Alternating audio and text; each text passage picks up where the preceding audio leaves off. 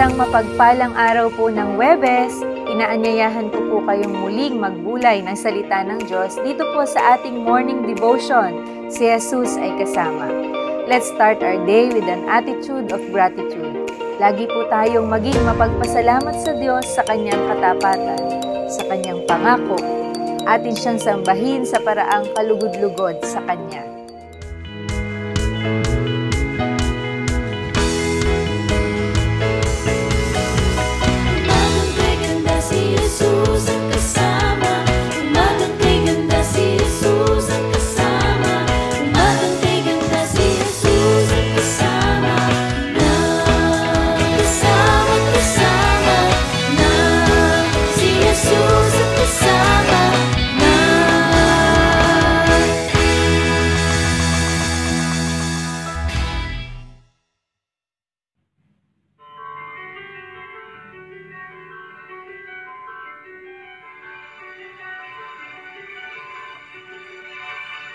Early in the morning, I wait to hear your voice and I sing.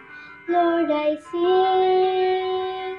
You give me a melody, you're deep within my heart and I sing. Lord, I sing. You are the song that refreshes my soul, living water that makes me whole. And I sing, Lord, I sing. Sun is high above me, you are still my joy, and I sing, Lord, I sing. Your love is all around me, your hand to lead the way, and I sing, Lord, I sing. Your love is evident to my eyes. May you be evident in my life. And I sing, Lord, I sing.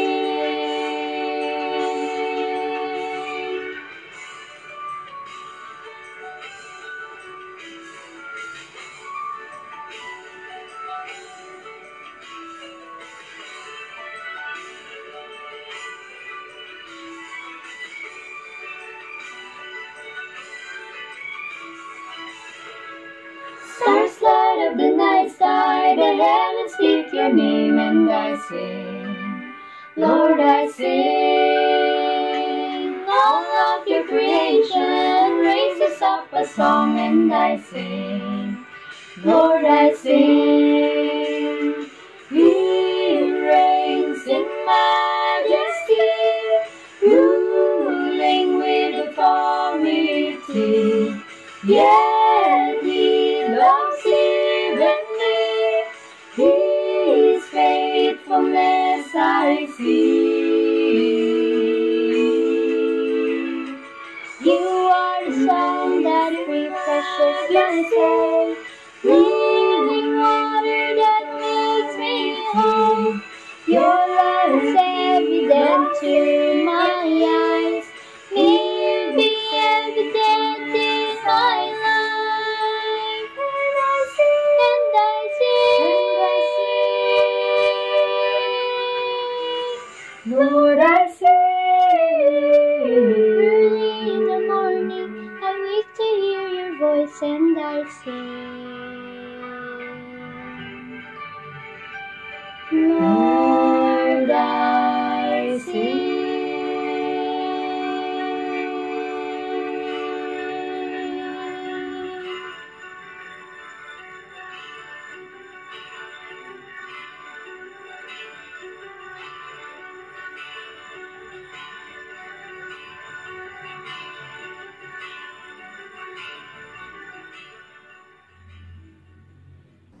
Amen. Sa Diyos po ang lahat ng papuri.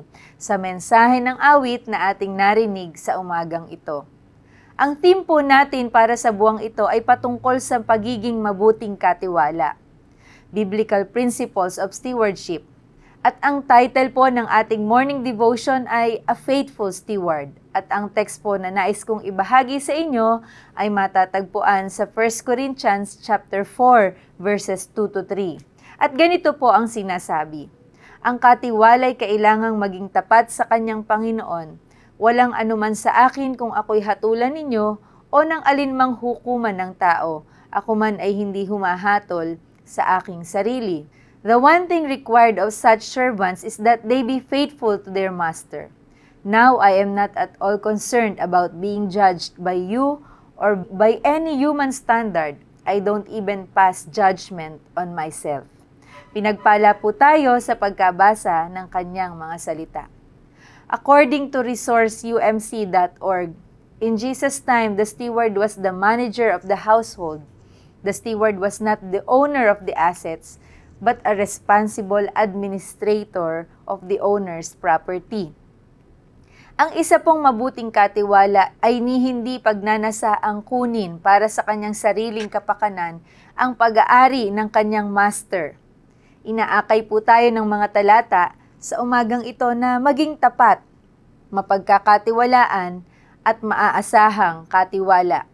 Bilang mga katiwala, nararapat po na tayo ay mamuhay ng tapat. Kapag sinabing stewardship, iniisip na po kaagad natin ang pinansyal. Subalit isang aspeto lamang po yun. Ang katapatan po na hinihiling sa atin ay ang kabuuan ng ating pamumuhay, may nakakakita man o wala, sa malaki o maliit na bagay man. Tulungan po nawa tayo ng Diyos na mamuhay ng nararapat sa harapan niya. Katapatan ang ating katugunan sa pagtitiwala niya sa atin. Ito rin po ang dahilan upang kumilos tayo ng may pag-ibig, kagalakan at pusong mapagpasalamat. Katapatang puno ng pag-ibig, walang pagmamataas. Hindi po nawa masalamin sa atin yung Pariseo na nag-iikapu, subalit naroon ang kanyang pagmamataas. Ang kanyang pagtatapat ay hindi bunga ng pag-ibig, kundi nais niyang matanyag at upang makita na siya'y nakahihigit kaysa iba. Sapagkat ang sabi sa unang Korinto, Chapter 13, sa love chapter, ang pag-ibig ay mababang loob. Kaya maging mapagbantay po tayo sa ating mga sarili. Wala pong dapat maitaas sa ating pagtatapat, kundi ang Diyos na nagtiwala sa atin. Ikalawa po, katapatang puno ng kagalakan. Hindi nawa maging mabigat sa loob natin ang pagtatapat. Dapat ito'y punong-puno po ng kagalakan. Isip-isipin po natin palagi na tayo ay pinagkatiwalaan. Hindi po ba labis ang ating kagalakan kapag may nagtitiwala sa atin? Lalo't higit kung ang ating Diyos ang nagtiwala sa atin. Ikatlo po, pagtatapat na may pusong mapagpasalamat. Araw-araw po natin siyang pasalamatan sa lahat ng kanyang kaloob sa atin. Sa gayon, maiiwasan po natin ang pagtatapat na punong-puno naman ng pagkukomplain. Kung magpapatuloy po tayo sa ganitong damdamin, mapapagod po tayo at ito'y magtutulak sa atin upang itigil ang ating pagtatapat o ang pagiging mabuting katiwala ng ating Diyos. Mga magulang, mga kapatid at mga anak kay Kristo Jesus, kung tayo ay puno ng pag-ibig, kagalakan at pusong mapagpasalamat, walang takot tayong makapagpapatuloy sa ating takbuhin sa usapin ng katapatan dahil batid natin ang nagtiwala sa atin ay ang nag-iisang makatarungang hukom. Walang iba po, kundi ang ating Panginoong Diyos. Tayo po ay sumandaling manalangin. Dakilang Diyos, maraming salamat po dahil pinagkakatiwalaan ninyo kami. Salamat, Panginoon, sa lahat ng mga pagpapala na kaloob ninyo. Tulungan po ninyo kaming magamit ito para sa ikaluluwalhati ng iyong pangalan. At habang kami ay nagtatapat, tulungan niyo po kaming gawin ito ng buong pag-ibig, buong kagalakan, buong pagpapasalamat. Taglay ang kapakumbabaan na ang pinakananais ay mabigyang kaluguran ka. Batid namin na sa iyo ang lahat ng aming mga tinatangkilik. Ang aming lakas, ang aming buhay, ang aming mga resources, Panginoon. Salamat po. Maingat naming ibinabalik ito sa iyo. Tanggapin niyo po bilang aming handog.